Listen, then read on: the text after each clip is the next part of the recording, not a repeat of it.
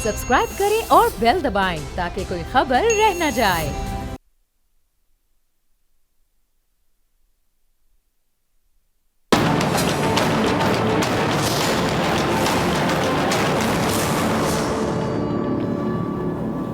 अस्सलाम वालेकुम, मैं हूं डॉक्टर फिजा खान और मैं हूं पाकिस्तान। नाज़रीन, चीफ जस्टिस काजी फ़ाइज़ ईसा ने हलफ उठाते ही नई रिवायात की बुनियाद डालनी शुरू कर दी है।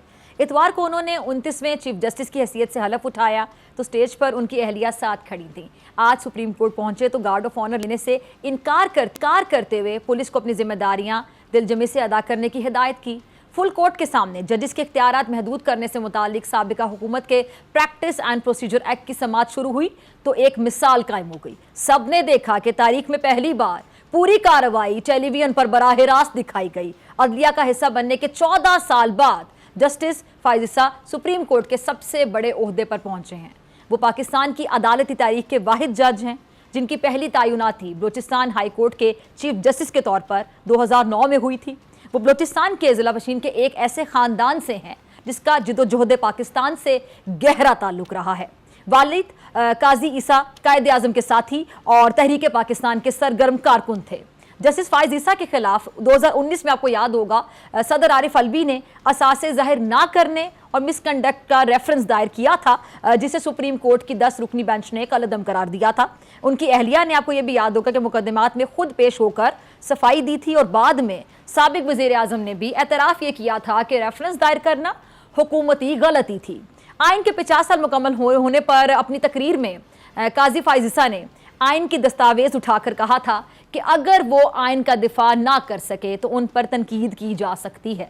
इलेक्शन में ताखीर के मामले से लेकर जजिस को मुत्तहिद करने तक और सबसे बढ़कर 56,000 ज़ेर इल्तवा मुकदमात निपटाने समेत कई चैलेंजेस उनके मुंतज़िर हैं। लेकिन चीफ जस्टिस के लिए शायद सबसे अहम काम अदलिया पर अवाम का एतमाद बहाल करना होगा। ऑडियो लीक्स और अदलिया फैसलों को सियासी रंग देना और सोशल मीडिया पर तूफ़ान बदतमीज़ी खासा बिगाड़ पैदा कर चुकी है। माजी में जो हुआ उससे बालातर होकर ज़रूरत एक ऐसे अदालती निज़ाम की है जो गैर मुतनाज़े होते हुए मजलूम की उम्मीद और जालिम के लिए खौफ की अलामत हो, जहाँ फैसले बिला किसी खौफ के और जानिबदारी के किए जाएं। प्रोग्राम का मैं आगाज़ करूंगी। मुझे ज्वाइन कर रहे हैं मेहमान जो मेरे साथ मौजूद, Pakistan bar council executive committee के चेयरमैन हसन रज़ा पाशा साहब मेरे साथ इस्लामाबाद स्टूडियोज़ में मौजूद हैं। बहुत शुक्रिया पाशा साहब ज्वाइन करने के लिए, वक्त देने के लिए। माहिर कानून साबिक डेप्यूटी अटॉर्नी जनरल राजा खालिद महमूद साहब हमारे साथ मौजूद होंगे। सर आपका भी बहुत शुक्रिया। और बोल न्यूज़ के सीनियर तजियाकार उसामा गाजी भी हमारे साथ मौजूद है। उसामा आपका भी बहुत शुक्रिया वक्त देने के लिए। आपकी इजाज़त से मैं हसन रज़ा पाशा साहब से शुरू करना चाहूँगी। पाशा साहब, आज तारीखी कार्रवाई जो थी, जो समात हम देख रहे थे कि टेलीविजन पर बराह रास्त तमाम आवाम भी देख रही थी, इसको मैं अगर तारीखी समात कहूँ कार्रवाई को तो गलत नहीं होगा, आप भी वहाँ पे मौजूद थे, क्या तासुरात हैं? जी बिल्कुल, आप बिल्कुल गलत नहीं कह रही। ये एक तारीखी लम्हा था और मैं समझता हूँ कि एवोल्यूशन प्रोसेस जो कि हर मामले में एक रिक्वायरमेंट है, एक होता है, एक तारीखी हकीकत भी है। तो आज हमने बहुत सारे जो हर्डल्स हैं वो क्रॉस करके तो डायरेक्ट लाइव टेलीकास्ट पे पूरी प्रोसीडिंग्स पे आ गए, तो ये बहुत बड़ी बात है। It has a significance. फिर ज़रूरी इसलिए था कि एक तो सारी आवाम को पता चले कि जजेस क्या करते हैं, वकला क्या करते हैं और उनमें आप किस तरीके से सारी प्रोसीडिंग्स होती हैं। दूसरा, और आम आदमी कभी इस तरह प्रोसीडिंग्स देखता नहीं है ना, टीवी लगाए और आप देख रहे हैं तो बड़ी एक डिफरेंट सी चीज़ थी। और परमानेंट बेसिस पे इसको मैनेज करने के लिए एक रूल्स बनाने के लिए एक कमेटी तश्कील दे दी गई है जो कि रूल्स फ्रेम करेगी कि किन किन केसेस को लाइव टेलीकास्ट करना है और किन को नहीं करना और किस तरह ये करना है। तो ये ऑब्वियसली आपको याद होगा कि काजी फ़ाइज़ ईसा साहब के खिलाफ अपने खिलाफ भी एक रेफरेंस था जिसमें उन्होंने मुतालबा किया था कि उनके रेफरेंस को ओपन कोर्ट में सुनाया जाए, बेशक लाइव टेलीकास्ट भी किया जाए। उन्होंने इस हद तक का उस वक्त के चीफ जस्टिस साहब ने ना माना लाइव टेलीकास्ट का, लेकिन ये हो गया कि वो ओपन कोर्ट में उनके केसेस सुने गए और उन्होंने और उनकी अहलिया मोहतरमा ने खुद अपने केसेस को डिफेंड किया और उस सारे प्रोसेस से गुजरे जिस प्रोसेस से एक आम लिटिगेंट गुजरता है। मैं समझता हूँ कि ये एक ऐसा लेसन है कि जो ताज़ा तरीन भी है जिससे वो गुजरे हैं, तो यकीनन इस पूरे सिस्टम की बेहतरी के लिए वो ज़रूर एक शॉर्ट स्पैन ऑफ टाइम में उनका 13 महीने है, लेकिन ज़रूर कोशिश करेंगे कि उससे ओहदा बराओं और कर सकें। ठीक है जी। खालिद साहब अगर हमारे साथ मौजूद है, खालिद साहब मैं आपकी तरफ आना चाहूँगी। आपने पाशा साहब को सुना। खालिद साहब, हमने देखा कि माजी में भी बेंचों पर जो एतराज़ात उठते रहे, फिर फुल कोर्ट बनाने के फैसले को और ख़ासतौर पर जो बराह रास्त ये कार्रवाई देखी गई, इसको आप कैसे देखते हैं? देखें डॉक्टर फिजा, मैं समझता हूँ कि आज का दिन, आज 18 सितंबर बरोज़ सोमवार 2023, ये पाकिस्तान की तारीख का एक सुनहरा तरीन दिन है। इसे तारीखी दिन के तौर पे याद रखा जाएगा कि जब पाकिस्तान की अदालत उज़्मा की कार्रवाई को बराह रास्त पब्लिक को दिखाया गया, लिटिगेंट्स को दिखाया गया, दूर दराज बैठे वकला ने देखा, जजेस ने देखा, और मैं समझता हूँ कि इससे एक अवेयरनेस पैदा होती है, एक आगाही पैदा होती है, लोगों को आम आदमी ने देखा, अवाम ने देखा। खालिद साहब जी जी, अवाम ने देखा। भाई मैं अवाम का जिक्र मैं पहले कर चुका हूँ, अवाम का जिक्र मैं पहले कर चुका हूँ। लोगों को एक शऊर मिलता है कि हमारे जजेस क्या करते हैं बैठ के कोर्ट्स में, हमारे वकला किस तरह से दलाइल देते हैं, और आइंदा के लिए ये मैं समझता हूँ कि इससे एक रास्ता बंद हो जाएगा कि ये जो पेशेंट हेयरिंग नहीं दी जाती, वकला को बाजू का तहम्मुल से सुना नहीं जाता, तो जजेस ऐसा करने से बाज रहेंगे कि पब्लिक हमारे बारे में क्या सोचेगी, बैरून मुल्क हमारे बारे में क्या तासुर कायम होगा कि हम दूसरे की बात सुनते ही नहीं, उठा के फौरन पिटीशन फेंक देते हैं, सॉरी इट इज डिसमिस। ठीक है। दूसरी बात यह है कि ये पहला दिन था चीफ जस्टिस ऑफ पाकिस्तान का, और ये पहले चीफ जस्टिस है मेरी 30-31 साल प्रैक्टिस के दौरान कि जिन्होंने गार्ड ऑफ ऑनर नहीं लिया, और जिन्होंने जो पहली कोर्ट, जो पहला बेंच तश्कील दिया, वो फुल कोर्ट थी, वो लार्जर बेंच ही नहीं बल्कि फुल कोर्ट तश्कील दी। इससे पहले हिस्ट्री में ऐसे नहीं हुआ कि चीफ जस्टिस आते ही वो फुल कोर्ट तश्कील दे के, जिससे इससे पहले जो चीफ जस्टिस साहब थे वो मुसलसल हिचकिचाते रहे, झिझक का शिकार रहे, हेजिटेशन दिखाई उन्होंने फुल कोर्ट तश्कील देने में या लार्जर बेंच तश्कील देने में, चूंकि एक मंजूर नज़र बेंच था जिससे वो फैसले करवाते थे। और वो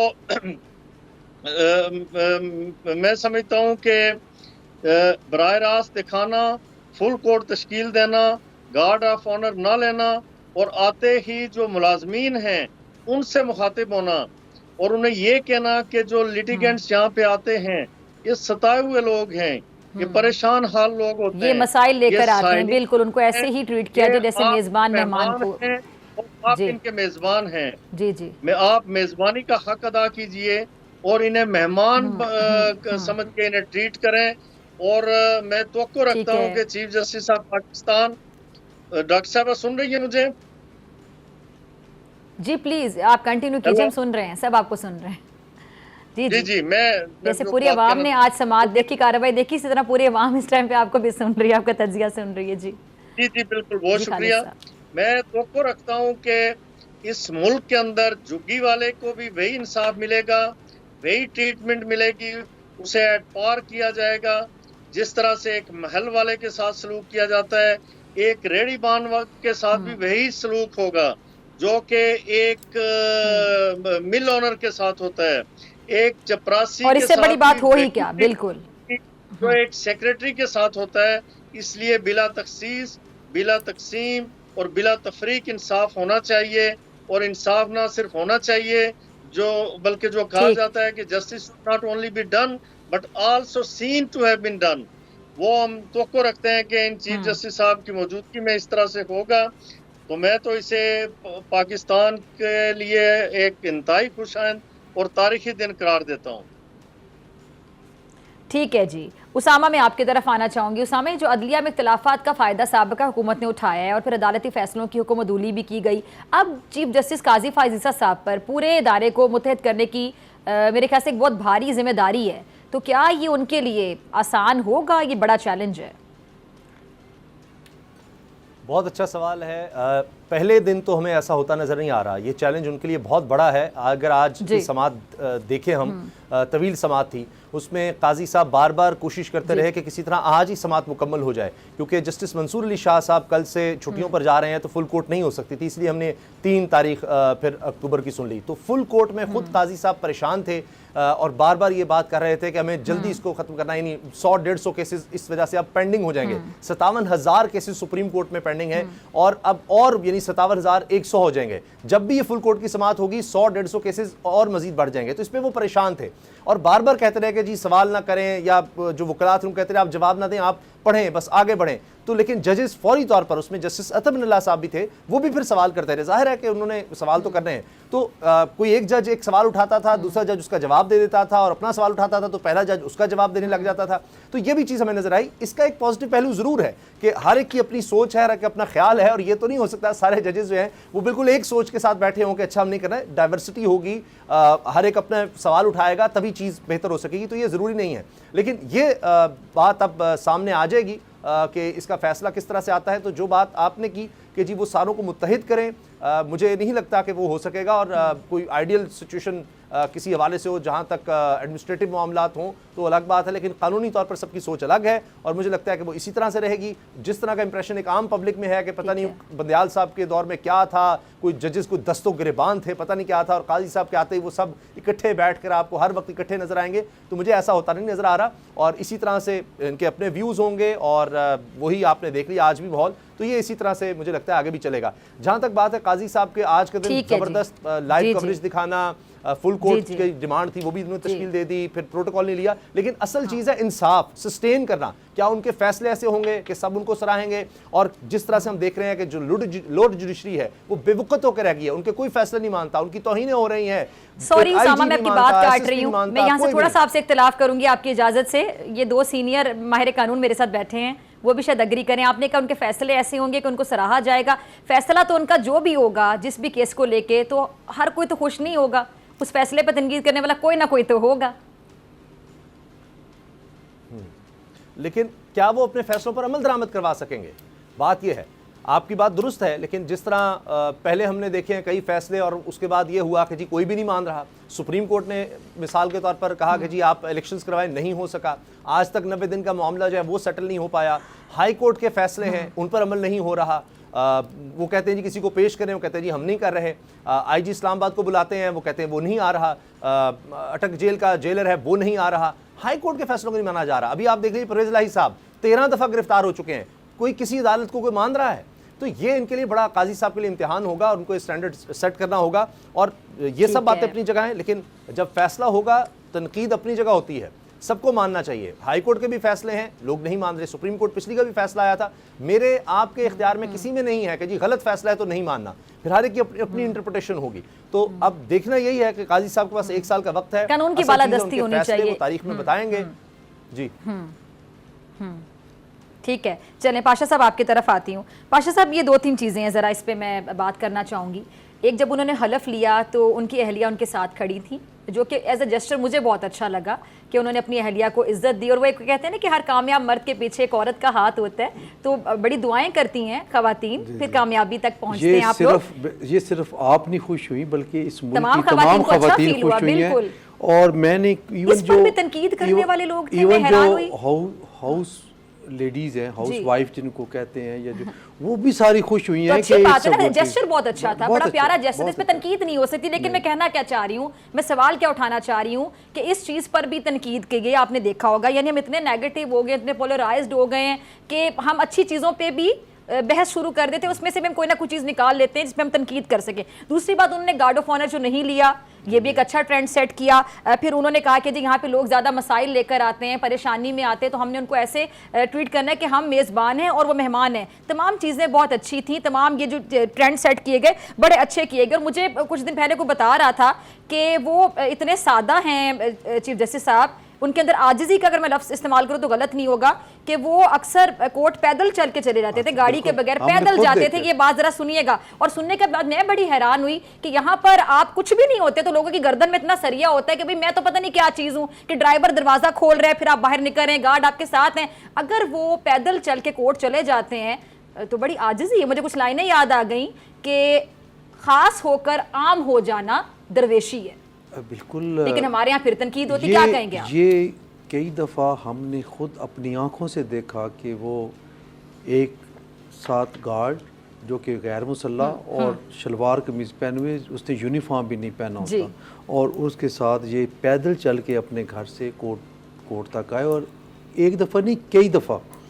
और ये तो सादगी है ना, लाहौर में आजिज़ी है। इंटरव्यू लेने के लिए गए सुप्रीम कोर्ट के वकला के लिए, तो जो वहाँ से जो पैदल चल के हाई कोर्ट तक आए, बारिश हो रही थी और उन्होंने अम्ब्रेला ली हुई थी और साथ कोई भी नहीं था। तो ये चीज़, तो आप इन चीज़ों से मुतासिर होते हैं, तनकीद करेंगे? बिल्कुल जाहिर बात है, सादगी से तो मुतासिर ही होंगे ना। और आप देखें कि कितनी उन्होंने प्रोटोकॉल ना लेके क्या मिसाल कायम की है। मैं समझता हूँ कि अब सबको सोचना चाहिए कि गैर ये पैदल आने वाली बात मैंने उन लोगों के लिए की कि जिनको शायद ये नहीं पता, तो गार्ड ऑफ ऑनर ना लेने पर भी बड़ी तनकीद कर रहे थे, अपने अपने तज्जिए तबसरे कर रहे थे। बड़े जाली दानिशवर हैं हमारे यहाँ जो अपने अपने तज्जिए तबसरे करते रहते हैं, तो उनको मैंने कहा बताऊँ ज़रा कि वो पैदल भी चल कर आते हैं। देखिए, गाड़ी होने के बाद जो किसी इस कैपेसिटी में ऐसी पोजीशन पे होता है, तो वो आम जनरल पब्लिक के लिए मशले राह होता है और उसको देखना चाहिए। और बच्चों पे बड़ा अच्छा असर पड़ता है, नौजवानों पे बड़ा अच्छा असर पड़ता है। वो ये सोचते हैं कि ये कॉम्प्लेक्स फ्री सोसाइटी हमें बनानी है, कॉम्प्लेक्स फ्री और उसके लिए ज़रूरी है कि आप ये जो सारे लवाजमात हैं इनको छोड़ दें और सादगी अपनाएं। और जितनी सादगी होगी, जितने सादा आप होंगे, इतने ही मामलात आपके सामने बेहतर होंगे और ऐसी चीज़ होगी जिनकी आप अपने ऊपर अगर इम्प्लीमेंटेशन कर रहे हैं और सेल्फ रिस्ट्रिक्शन कर रहे हैं, तो देखने वाले मजबूर होंगे ऐसा करने। आप लोगों के लिए एक रोल मॉडल होते हैं, लोगों के लिए एक मिसाल होते हैं। बिल्कुल ऐसी बात, ठीक है। और वही बात नहीं कि खास होकर आम हो जाना दरवेशी है। खालिद साहब, मैं आपकी तरफ आना चाहूंगी। चीफ जस्टिस साहब के लिए बड़े चैलेंजेस हैं जी, उनका अब तक का जो शानदार रिकॉर्ड है राजा खालिद साहब, वो आपके सामने है। अब उम्मीद तो यही है कि आगे भी जाके बड़े बेबाक वो उनके फैसले होंगे इंसाफ पे मबनी। लेकिन एक सवाल जो बड़ा आज से उठाया जा रहा है कि जी उनके पास जो उनका टेन्योर होगा वो बड़ा कम होगा, उनके पास अगले साल अक्टूबर तक का टाइम होगा, तो आपके ख्याल में आने वाले दिनों में सबसे बड़े अगर चैलेंजेस देखे जाएं उनके लिए तो वो क्या होंगे? मैं समझता हूँ पहला चैलेंज तो ये है कि उन्हें जुडिशरी को मुत्तहिद रखना होगा, मुत्तहिद करना होगा। मुत्तहिद तो नहीं रही, उसे तकसीम किया गया। पिछले दौर में मैं माजरत के साथ में कह चुका हूँ, उनकी मौजूदगी में बार बार कहता रहा, जब वो चीफ जस्टिस थे दी देन उमर अता बंदियाल साहब के, उन्होंने हमारी अदलिया को बहुत बुरी तरह से तकसीम किया। ग्रुप बंदी हुई, यहाँ तक कि कत्ल ताल्लुक होता रहा लोगों का आपस में। और आपको ये शायद इसका इल्म होगा कि 2019 के बाद ये पहली दफ़ा फुल कोर्ट बैठी है। 2019 के बाद, यानी 4 सालों के बाद, इतने हालात हमारे ख़राब रहे और बहुत सारे इम्पोर्टेंट केसेस लगते रहे। किसी केस में भी हम फुल कोर्ट तश्कील नहीं दे सके।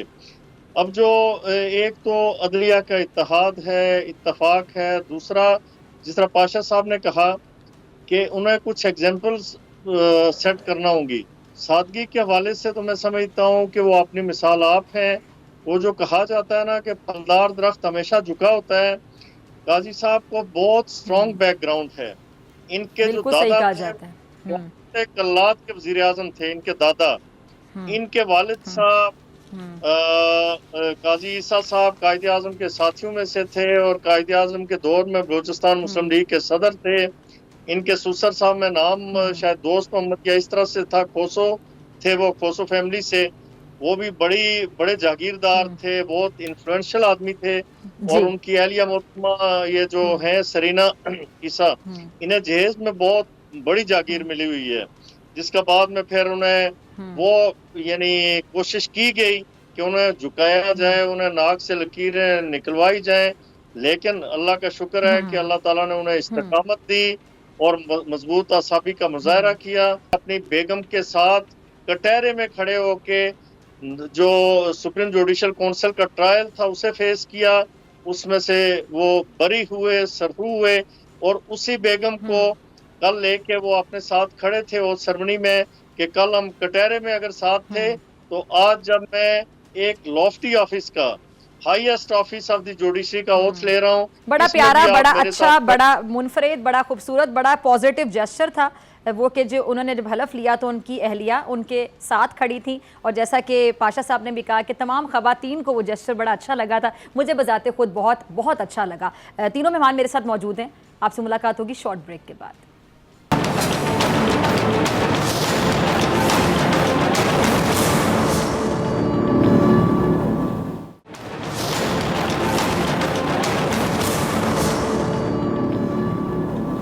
वेलकम बैक नाजरीन। नवाज शरीफ साहब के वकला काफ़ी ज़्यादा पुरुमीद हैं कि उनकी जमात के कायद को अदालती मुकदमात का सामना करने में मुश्किलात पेश नहीं आएंगी, क्योंकि उनके ख्याल में मुकदमात सियासी नौयत के हैं और कानूनी माहरीन का ये कहना है कि अदालती रिलीफ से पहले मियाँ साहब को जेल भी जाना पड़ सकता है। अच्छा, मरियम नवाज साहिबा एक बार फिर से खासी मुतहरिक हैं और तैयारियों के साथ साथ उन्होंने तमाम विंग्स के साथ मुशावरती सिलसिला शुरू किया हुआ है। इन सब बातों से लगता तो यही है कि हालात वापसी के लिए साजगार हो चुके हैं और नवाज शरीफ साहब को नैब अदालत ने अल अजीज़ स्टील मिल और लंदन अपार्टमेंट्स केसेस में बिलतरतीब 7 और 10 साल कैद की सजाएं सुनाई थी। अच्छा, सुप्रीम कोर्ट ने इन अकामा केस में नाअहल करार देते हुए वजारत उज़्मा से हटाने और 1 साल कैद की सजा भी सुनाई थी। लंदन अपार्टमेंट्स केस में मरियम और कैप्टन सफदर को भी 10 साल सजा हुई थी, जो इस्लामाबाद हाई कोर्ट ने ख़त्म कर दी थी। अब एक बार फिर अपने पैनल के जाने में बढ़ूंगी। हसन रज़ा पाशा साहब, आप चाहूँगी पाशा साहब, मरियम नवाज साहिबा, कैप्टन सफदर साहब को जिस तरह नए फैसले के खिलाफ रिलीफ मिला है, तो नवाज शरीफ साहब को भी मिलेगा? देखिए, तीनों के ख़िलाफ़ ऑलमोस्ट एक ही इल्ज़ाम है जी, और अगर एक सेट ऑफ एक्यूज़ जो हैं उनको रिलीफ मिला है अदालत से, ठीक है, तो फिर रूल ऑफ कंसिस्टेंसी के तहत दूसरा मुलज़म जो उनको है भी उसको भी मिल सकता मिलेगा। है। ठीक है, मेरा ख्याल है कि इस हद तक इनको ये बेनिफिट मिला है ठीक है। और इसको ये अवेल कर सकते हैं मियाँ नवाज शरीफ साहब। और ये जो उनके ये जो कानूनी माहिरीन है उनके मुताबिक वो जेल भी जा सकते हैं, उस हवाले से ज़रा आम अल्फाज में नाज़रीन को समझाइएगा कानून। देखिए, एक होती है कि मुकदमा दर्ज हुआ और आप बेल पे हैं या नहीं हैं, आप बाहर चले जाते हैं, फिर वापस आने के लिए आप प्रोटेक्टिव बेल करा सकते हैं। बड़े लोगों की प्रोटेक्टिव बेल अमूमन हो जाती है, बड़े लोगों की, एलीट क्लास की, कि वो मुल्क से बाहर हों, यहाँ फ़ाइल करें तो 3-4 दिन की डेट मिल जाती है। आम आदमी को मुश्किल से मिलती है, बल्कि नहीं मिलती। लेकिन ये बेल नहीं है, ये इनको एक कोर्ट ऑफ लॉ ने इनको कन्विक्शन अवार्ड की हुई है और उसमें ये बंद थे और बीमारी की वजह से इनको बाहर जाना पड़ा। कोर्ट्स ने भी इनको रिलैक्स किया और गवर्नमेंट ने भी उनको जाने दिया, लेकिन वो गए, वापस ना आए, ये एक चैप्टर अलग है। ठीक है, अब इनको वापस जब आना पड़ेगा तो उनको सरेंडर करना पड़ेगा अपने आप को। कुछ ये कह रहे हैं मुस्लिम लीग नून के हमारे दोस्त के वो उनको गिरफ्तारी नहीं देनी पड़ेगी, और वैसे बतौर तालिब इल्म कानून मैं समझता हूँ कि उनको वहीं से सिलसिला शुरू करना पड़ेगा जहाँ से सिलसिला मुनक़ते हुआ था, यानी जेल में वो आएंगे। ठीक है, फिर चूँकि इनकी अपील पेंडिंग है इस्लामाबाद हाई कोर्ट में, वहाँ पे सेक्शन 426 CRPC की एप्लीकेशन दे के फॉर सस्पेंशन ऑफ सेंटेंस, तो वो अगर अदालत समझेगी तो इनको अलाउ कर देगी, ठीक है, नहीं तो इनको अंदर रहना पड़ेगा। ठीक है, ये चीज़ है। ठीक है। खालिद साहब, आपकी तरफ आना चाहूँगी, आपने पाशा साहब को भी सुना, तो खालिद साहब, ये अदालत ने नवाज शरीफ साहब को जेल से निकालकर इलाज की गर्ज से सबको पता है बाहर भेजा था, सज़ा मुअत्तल नहीं की थी राजा खालिद साहब। अब ऐसे में उन्हें अपील का हक किस कानून के तहत मिल सकता है, जिसकी उनके वकला बाकायदा उम्मीद कर रहे हैं? देखिए ना, अपील का हक तो मिला हुआ है, उनकी अपील पेंडिंग है।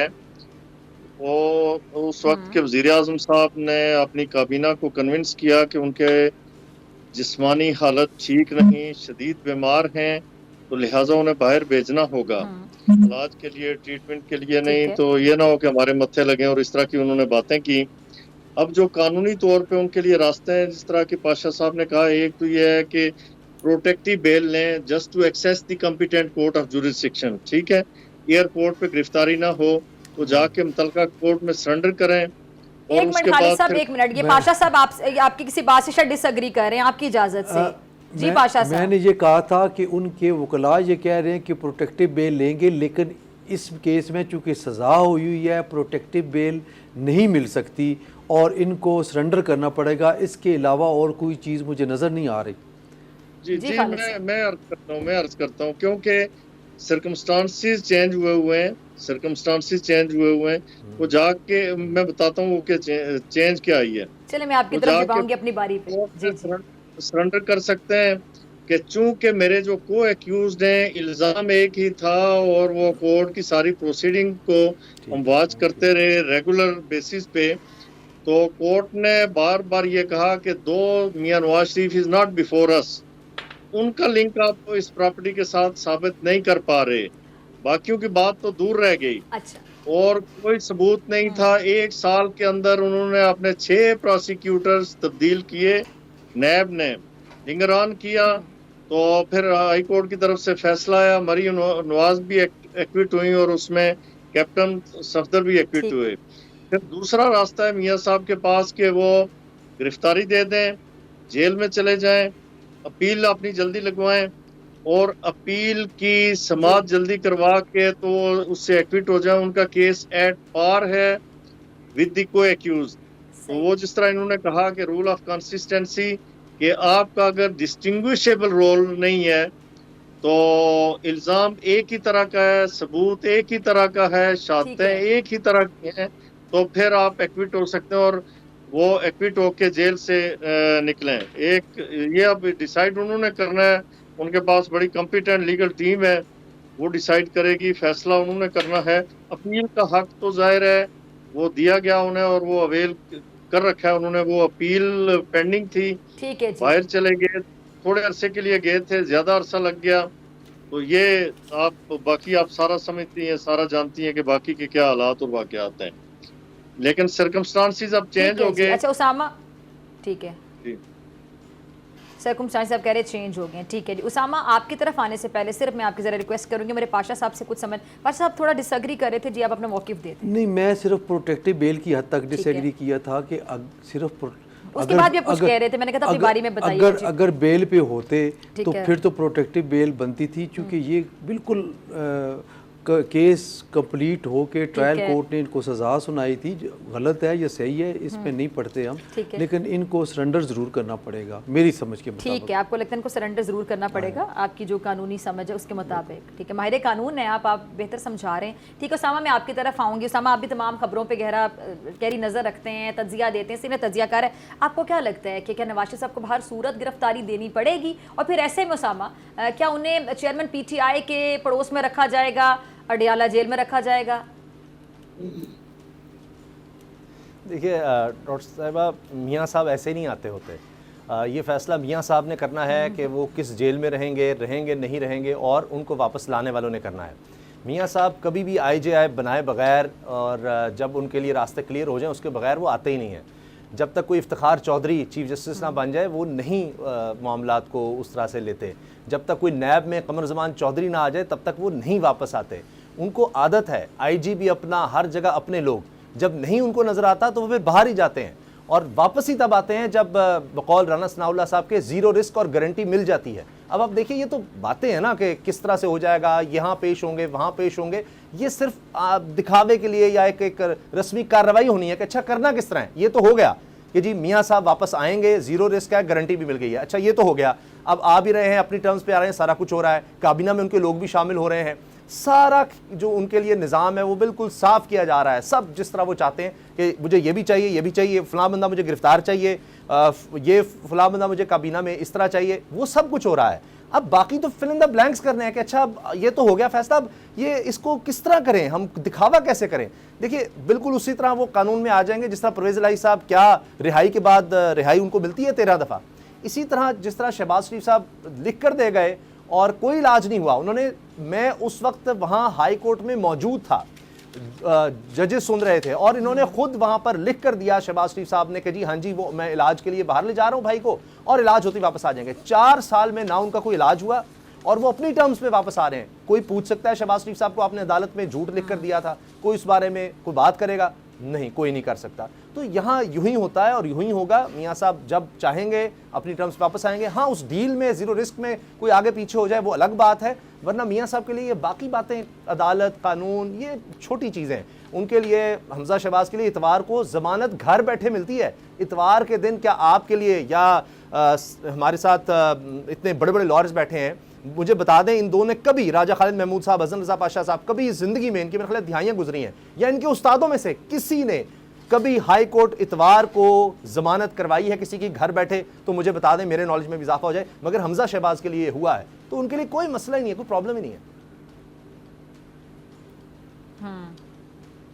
अच्छा जी, मैं पाशा साहब आपकी तरफ आने से पहले राजा खालिद साहब आपकी तरफ आना चाहूँगी। अगर नवाज शरीफ साहब बरी हो गए तो इलेक्शन एक्ट की नई शिक के तहत 5 साल पूरे होने पर क्या वो इलेक्शन भी लड़ सकेंगे, और कितनी अहम है इस वक्त मुस्लिम लीग के लिए उनकी वापसी? देखें, ये जो परमानेंट डिस्क्वालिफिकेशन है ना, ये कहीं भी प्रोवाइडेड नहीं है। ये कहीं से खोसा साहब ने, साकिब निसार साहब और वो जो बेंच था ना, अपनी जेब से निकाल के तो ये इजाद की। ये कॉन्स्टिट्यूशन में प्रोवाइडेड नहीं है। मैक्सिमम जो आपकी डिस्क्वालिफिकेशन है वो 5 साल है, तो 5 साल तो पूरे कर चुके हैं, तो 5 साल तक इलेक्शन नहीं लड़ सकते। उसके लिए एलिजिबल नहीं थे, उसके लिए डिस्क्वालीफाई थे। वो उन्होंने अपनी टर्म कंप्लीट कर ली तो नेक्स्ट इलेक्शन वो लड़ सकते हैं। लेकिन अब वो जो सुप्रीम कोर्ट का फैसला है वो अपनी मौजूद है, परमानेंट डिस्क्वालिफिकेशन का वो मौजूद है। और जो लॉ बना है इसका मेरे ख्याल में रिट्रोस्पेक्टिव इफेक्ट नहीं है। जो मेरी जाती नॉलेज है, पाशा साहब को शायद अंदाजा होगा ज़्यादा बेहतर, इसका प्रोस्पेक्टिव इफेक्ट है। तो शायद सुप्रीम कोर्ट ही उसका हल निकालेगी या कोई पार्लियामेंट हल निकालेगी। सुप्रीम कोर्ट उस फैसले को रिव्यू करे कि आपने किस तरह से परमानेंट डिस्क्वालिफिकेशन कर दी एक बंदे की, वो हूँ या जहांगीर तरीन साहब, कहाँ से आप ये लेके आए? ये डिस्क्वालिफिकेशन कहाँ मेंशन थी? कॉन्स्टिट्यूशन के आर्टिकल 62 या 63 में कहाँ पे डिस्क्वालिफिकेशन का जो क्लासेस है वो देख लें। Permanent disqualification is neither available in the constitution nor it is available in the election act. ये हम सवाल है। ठीक है जी, पाशा साहब इस पे मैं आपका कमेंट चाहूँगी। जी बिल्कुल, राजा खालिद साहब ने दुरुस्त फरमाया। मेरी भी यही सोच है कि आर्टिकल 62 और 63 में परमानेंट डिस्क्वालिफिकेशन की कोई वो नहीं है, ठीक है, कोई क्लॉज नहीं है, कोई बिल्कुल एक ज़रा बराबर भी नहीं लिखा गया कि ये कर दे। लेकिन honourable supreme court of Pakistan ने इंटरप्रिटेशन करते वक्त कह दिया जी कि ये लाइफ टाइम। तो फिर मैं आप ज़्यादा बेहतर समझते हैं, फिर ये तो नवाज शरीफ साहब के साथ ज्यादती थी। जी बिल्कुल ज्यादती है और बिल्कुल गलत है ये। और इलेक्शन एक्ट में भी ये नहीं है कि लाइफ टाइम किसी पे पाबंदी आप लगा सकते हैं। अब ये हुआ है कि अब इलेक्शन एक्ट में अमेंडमेंट आ गई और मैक्सिमम जो न्यायालय की मुद्दत है वो 5 साल रख दी गई। अब चूँकि जिस वक्त इंटरप्रिटेशन की उस वक्त सुप्रीम कोर्ट ने उस वक्त ना इलेक्शन एक्ट में न्यायालय की मुद्दत की तयन था ना ही आइन में था, तो सुप्रीम कोर्ट ने अपनी तरफ से इंटरप्रिटेशन करते हुए साथ ये ऐड कर दिया कि लाइफ टाइम है। तो उस जजमेंट को अनडू करने के लिए हमारी समझ के मुताबिक मियाँ साहब को सुप्रीम कोर्ट की तरफ रिव्यू करना पड़ेगा और बेस बनाएंगे वो इलेक्शन एक्ट में अमेंडमेंट पे कि जिस वक्त मेरे ख़िलाफ़ फैसला हुआ उस वक्त ना एक्ट में और ना ही आइन में लाइफ टाइम जो है वो पाबंदी थी। अब चूँकि कानून बन गया है तो इस एनोलॉजी के तहत मुझे जो है ये रिलीफ दिया जाए और मैं इससे मुबर्रा हूँ। तो होपफुली सुप्रीम कोर्ट जब लॉ बन जाएगा तो वो लॉ बन गया है तो सुप्रीम कोर्ट उनको बेनिफिट ज़रूर देगी। ठीक है जी, उसामा मैं आपकी तरफ आना चाहूँगी। उसामा, फिर आप इंतखाबात कब देखते हैं? क्योंकि नवाज शरीफ साहब तो वापस आ रहे हैं और ये हम काफ़ी अरसे से सुन रहे थे कि नवाज शरीफ साहब आएंगे, इलेक्शन कैंपेन खुद करेंगे। ज़ाहिर बात है जो उनके वर्कर्स हैं, जो मुस्लिम लीग के तमाम जो लोग हैं वो डेफिनेटली बहुत ज़्यादा उनका मोराल बुलंद होगा अगर नवाज शरीफ साहब उनमें मौजूद होंगे, इलेक्शन कैंपेन खुद करेंगे। फिर हम देख रहे हैं जी कि पंजाब में पीपल्स पार्टी भी बड़ी कोशिश कर रही है कि अपनी जो खोई हुई मकबूलियत उसको हासिल कर सके, लेकिन दूसरी जानिब हम देख रहे हैं कि जी अब जो पाकिस्तान मुस्लिम लीग नून है वो सिंध का रुख भी कर रही है, वहाँ पे सीट एडजस्टमेंट के हवाले से भी खबरें गर्दिश कर रही हैं कि सिंध में भी वोट बैंक किसी तरह से मजबूत किया जा सके, पीपल्स पार्टी के को शिकस्त से दोचार किया जा सके। कैसे देखते हैं आप आगे? डॉक्टर साहब, इतनी महंगाई हो गई है, इतनी महंगाई हो गई है कि अब नून लीग के लिए भी बड़ा मुश्किल है कि उतने लोग इकट्ठे कर सकें जितने वो चाहते हैं।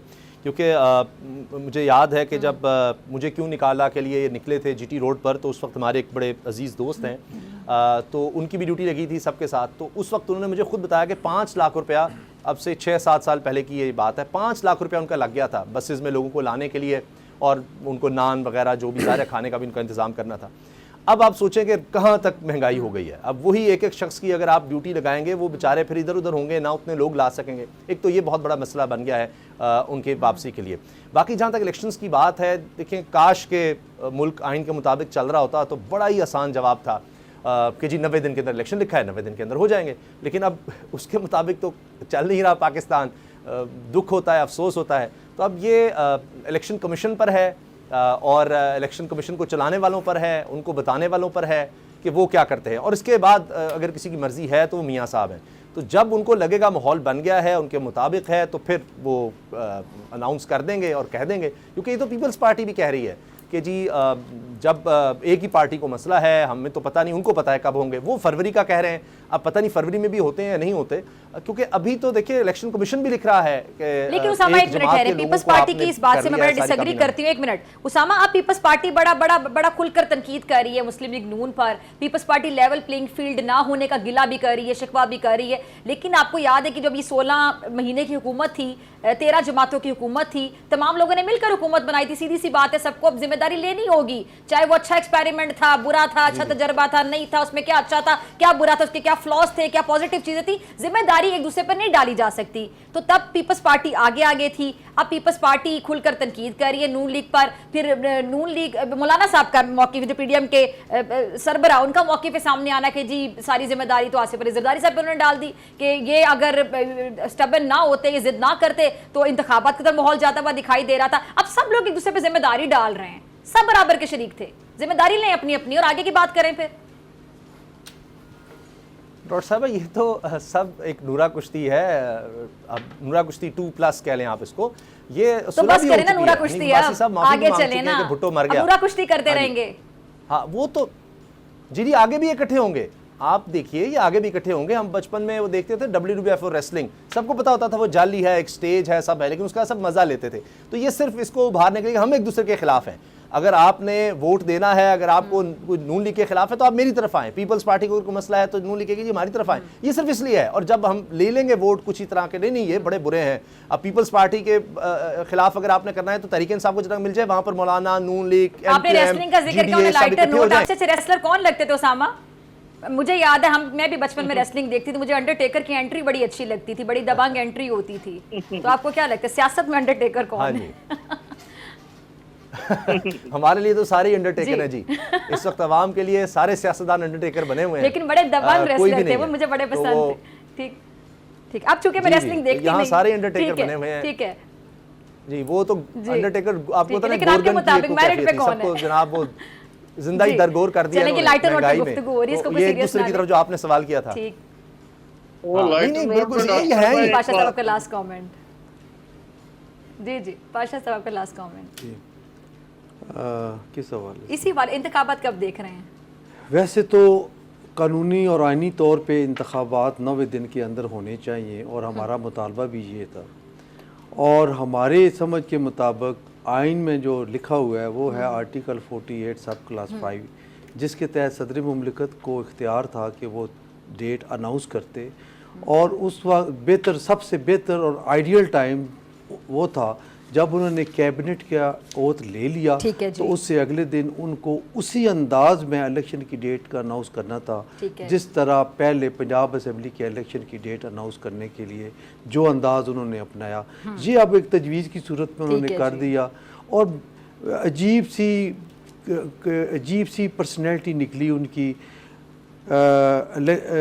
आर्मी एक्ट में और ऑफिशियल सीक्रेट एक्ट में जो तरमीम के बिल थे, जिस तरीके से उन्होंने बिलेटेड स्टेज पे आके ये कहा कि मैंने तो रिफ्यूज़ करके वापस भेज दिए थे। क्लोजिंग का कहा जा रहा है कि शॉर्ट क्लोजिंग, ठीक है जी।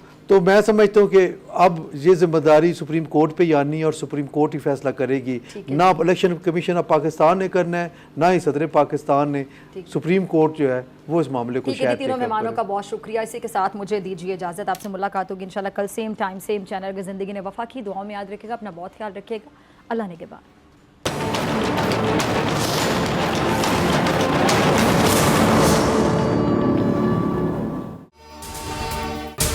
अगर आपको ये वीडियो पसंद आई तो सब्सक्राइब करें और बेल आइकन पर क्लिक करें। सब्सक्राइब करें और बेल दबाएं ताकि कोई खबर रह न जाए।